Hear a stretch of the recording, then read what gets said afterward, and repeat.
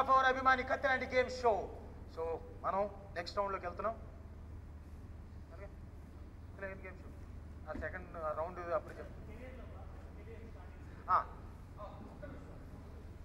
Career ఏంటది ఒకసారి చెప్పు.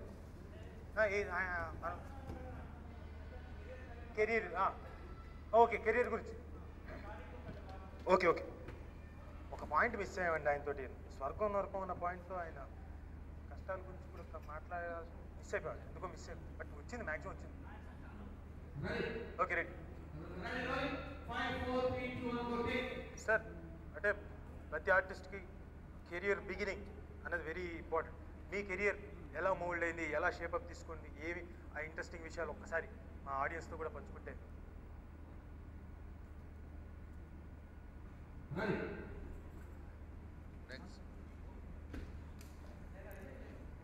అవి అన్నిటికీ చెప్పాను, అన్నిటికీ